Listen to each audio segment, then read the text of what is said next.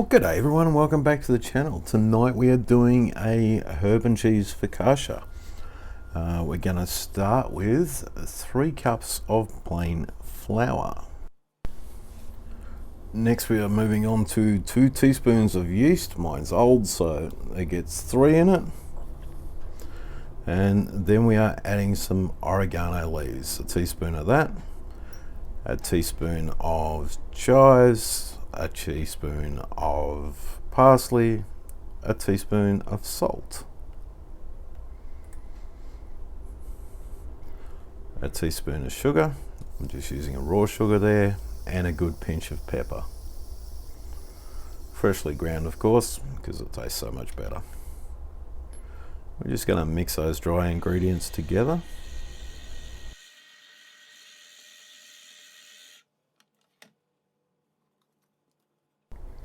Next we're going to add in a tablespoon of olive oil, and again we're just going to give that a quick little mix together just to help incorporate the olive oil through. And then we are going to slowly add in 1 cup of warm water.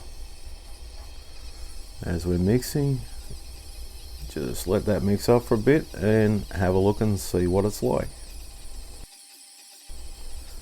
And that's looking a little dry to me, so I'm just going to add in another couple tablespoons of warm water just to help it come together. Now I should have added in a teaspoon of garlic powder with the dry ingredients, which I forgot to do, so I'm going to have to put that in later. Right now we're just going to tidy out the bench and just leave that to knead for a bit. Okay, now I'm throwing in that garlic powder that I should have thrown in earlier. As long as I put it in now and give it a good knead through, then it will incorporate all the way through. Of course, the same goes for any of the flavouring ingredients. You can put them in at a later date, as they are just a flavouring ingredient. They're not the basis of it. So any of the herbs or that sort of thing you can put in later, that's fine. Okay, hand kneading, just pushing, pulling, stretching, pretty much every sort of movement we can. We're just trying to stretch the gluten out in the dough. Alright, and now it rises slowly once we depress it, so that's all good. Next we're going to oil up the bowl with olive oil, and plenty of oil in this, and also roll the dough in it. And then we're going to cover it with a cling film so it can proof. And we are still pretty cold down here in Melbourne, so as per normal with me, I'm going to warm up a heat bag in the microwave and just leave it sit in there so I can proof up. And proofing's finished. You can see the beautiful rise on that.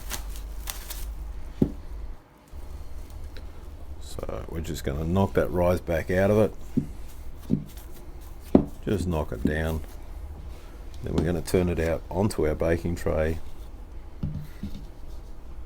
Now we've just got some baking paper on the tray just to stop it sticking, and there is still plenty of oil on that dough. That's one of the features of focaccia, is plenty of olive oil. And I'm just going to press it out in a rough rectangular shape. Just pressing it out with the fingers. Those grooves in the top help the flavors to stick in better in different spots, which just adds to the bread.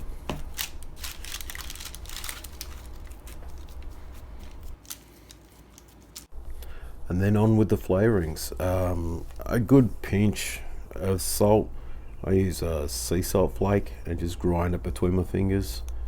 It does wonders to the flavors. And then just a generic grated Parmesan cheese, just the dry stuff.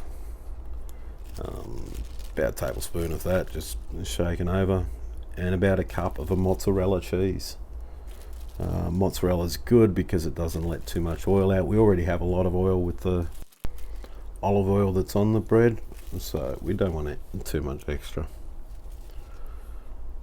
Okay, now I'm going to start the oven now, so it's getting a very short proofing on the bench. It's just until the oven comes to temperature, so it's only 5 to 10 minutes. And the oven's up to temperature, so off we go. Okay, we're only baking for 15 minutes or until golden brown, which this is right now. Now, of course, with any type of bread, you should give it a rest before you start cutting it, but this stuff smells good, so I'm going in for that taste. And it is absolutely delicious.